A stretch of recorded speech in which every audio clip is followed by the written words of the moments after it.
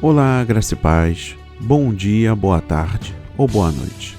Não sei exatamente o horário que você estará ouvindo este áudio ou assistindo a este vídeo, mas eu creio poderosamente que há de edificar a sua vida, que há de restaurar a sua fé, a sua confiança, a sua esperança no Altíssimo, que há de combater o medo que marcou feridas no seu coração.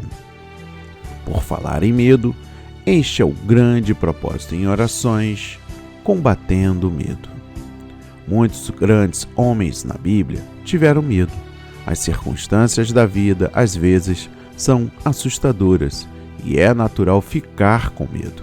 Podemos ter duas reações perante o medo. Primeiro, deixar que nos domine, ou segundo, entregar a Deus. As pessoas que se deixaram dominar pelo medo na Bíblia mostraram que não confiavam em Deus e se deixaram cair no pecado. Mas as pessoas que entregaram o medo a Deus tiveram vitória. Quando você está com medo, lembre-se, Deus é muito maior e Ele está cuidando de você. Peça coragem a Deus e confie no seu amor. Deus vai lhe ajudar a superar o medo. E hoje, no 13º dia deste grande propósito em orações, o projeto A Marca da Promessa nesta noite traz a leitura e reflexão no livro de Mateus, capítulo 10, versículo 28. E a palavra diz: não tenham medo dos que matam o corpo, mas não podem matar a alma. Antes, tenham medo daquele que pode destruir tanto a alma como o corpo inteiro. Amém. E graças a Deus. Meu irmão, minha irmã, se desconecte de tudo e preste atenção na mensagem que eu trago hoje para a sua vida. Para o descrente, temer a Deus é temer o julgamento de Deus e a morte eterna, que é a separação eterna de Deus. Lucas 12, versículo 5, livro de Hebreus 10, versículo 31. Para o crente, temer a Deus é algo muito diferente. O temor do crente é reverência a Deus. Hebreus 12, versículo 28 e 29 descreve muito bem. Por isso, recebendo nós um reino inabalável, retenhamos a graça pela qual servimos a Deus de modo agradável, com reverência e santo temor, porque o nosso Deus é fogo consumidor. Essa reverência e santo temor explicam exatamente o que temer a Deus significa para os crentes. Esse é o fator que deve nos estimular a nos entregarmos totalmente ao Criador do Universo. Em Provérbios, capítulo 1, versículo 7, declara: o temor do Senhor é o princípio do saber. Até compreendermos quem Deus é e até desenvolvermos um temor reverencial a Ele, não podemos obter sabedoria verdadeira. Sabedoria verdadeira tem sua origem apenas na compreensão de quem Deus é, que Ele é santo, justo e correto. Deuteronômio, capítulo 10, versículos 12 e 20 e 21, afirma: agora, pois, ó Israel, que é que o Senhor requer de ti? Não é que temas o Senhor, teu Deus, e andes em todos os seus caminhos, e os ames, e sirvas ao Senhor, teu Deus, de todo o teu coração e de toda a tua alma. Ao Senhor, teu Deus, temerás, e a Ele servirás, e a Ele te chegarás, e pelo seu nome jurarás. Ele é o teu louvor e o teu Deus, que te fez estas grandes e temíveis coisas que os teus olhos têm visto. O temor de Deus é a base para andarmos em seus caminhos e para servirmos e amarmos a Ele. Muitas pessoas aprenderam a temer coisas que não devem temer, mas nunca aprenderam a temer a Deus. Muitos temem o que os homens podem fazer, mas não o que Deus fará no dia do julgamento aos que não creram e nem se arrependeram. Em pleno século XXI, muitos cristãos ainda enfrentam oposição e até perseguição por causa de sua fé em Deus. Seguir Jesus pode custar amigos, família, emprego ou até a vida para alguns. Entretanto, quem devemos temer mais? Homens ou Deus? O apóstolo Pedro chegou a temer homens, a ponto de negar veementemente que conhecia Jesus. Mateus 26, versículos 69 a 75. Marcos 14, 66 a 72. Porém, pela graça de Deus e pelo poder da fé, ele se arrependeu a ponto de proclamar Jesus diante das ameaças das maiores autoridades do país. Vale lembrar as palavras deles: antes importa obedecer a Deus do que aos homens. Atos 5, versículo 29. Pelo nosso temor ao Senhor, podemos ajudar outros a escaparem do terror eterno.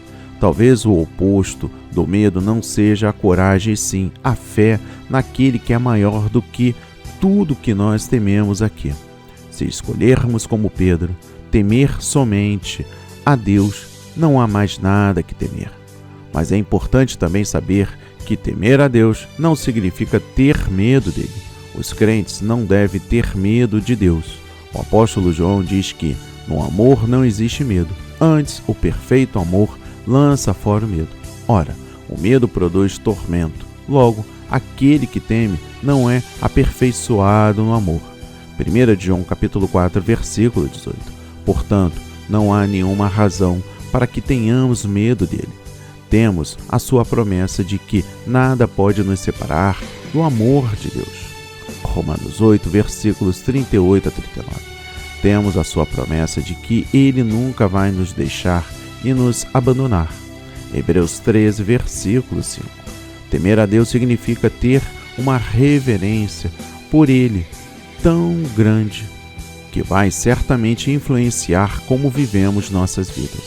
Temer a Deus é respeitá-lo, submeter-se a ele e louvá-lo com admiração.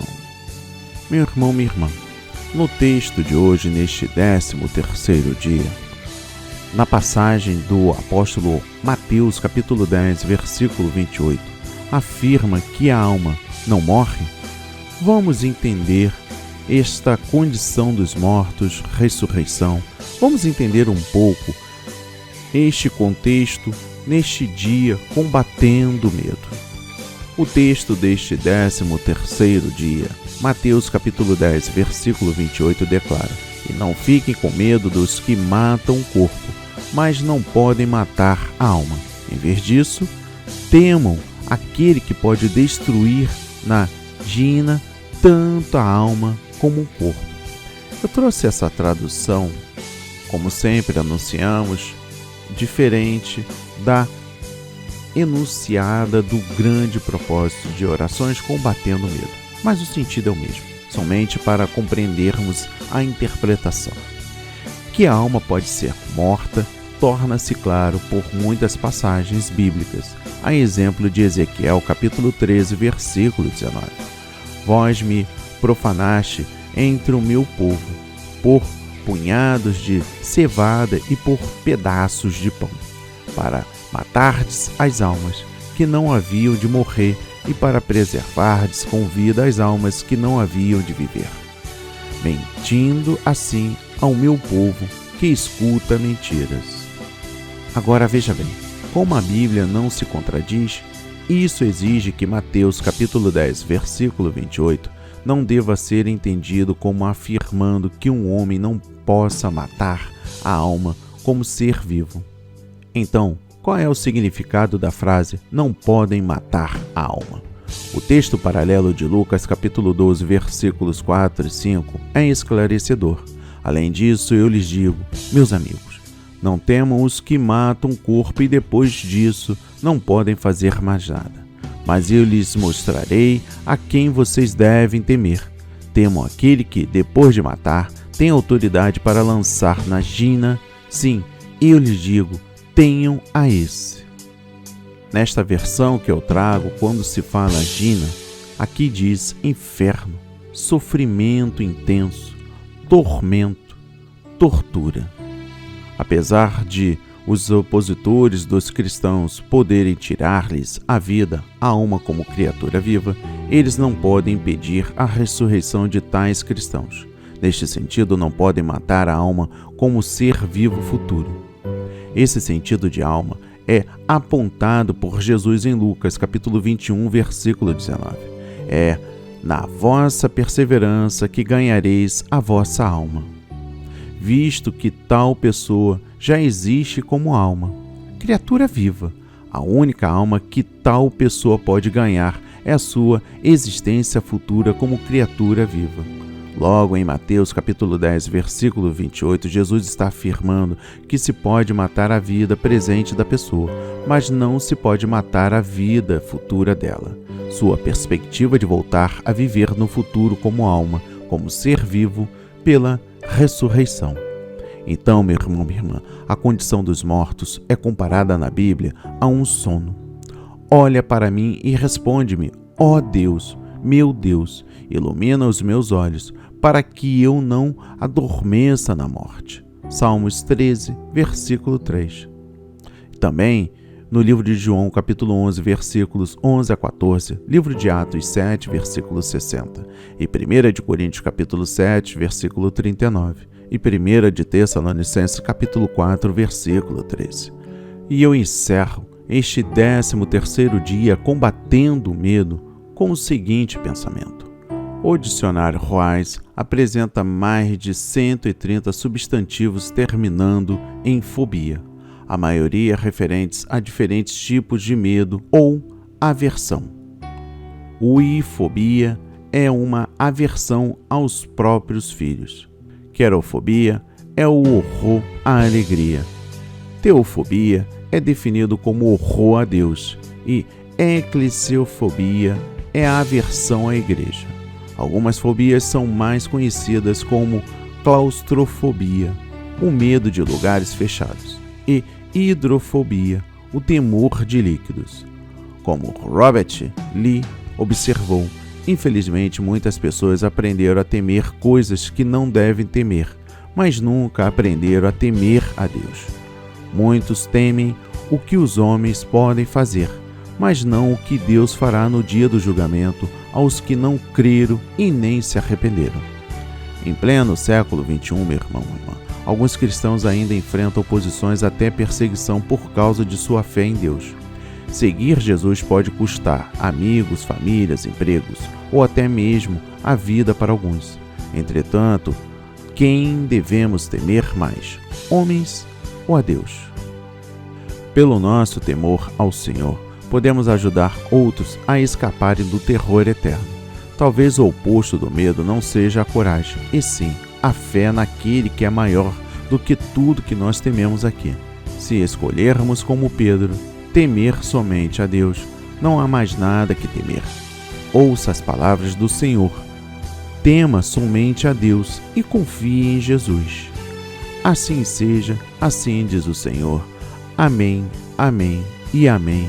Graças a Deus, graças a Deus, graças a Deus, graças a Deus, graças a Deus, graças a Deus. Pai amado, bendito meu Senhor, dou-lhe graças porque não enfrento nenhuma ameaça à minha vida por causa do Evangelho, mas sei que a vida eterna, minha e de muitos outros, depende justamente de eu ter o devido temor ao Senhor e a coragem para proclamá-lo diante dos homens. Ajuda-me a ter ambos. Em nome de Jesus eu oro e agradeço por este rico ensinamento, por esta rica palavra, por esta rica instrução para enfrentarmos o tempo da adversidade, o medo, as claustrofobia que o mundo nos reserva. Em nome de Jesus, agradecemos e louvamos o seu santo nome. Amém, amém e amém. Graças a Deus, graças a Deus.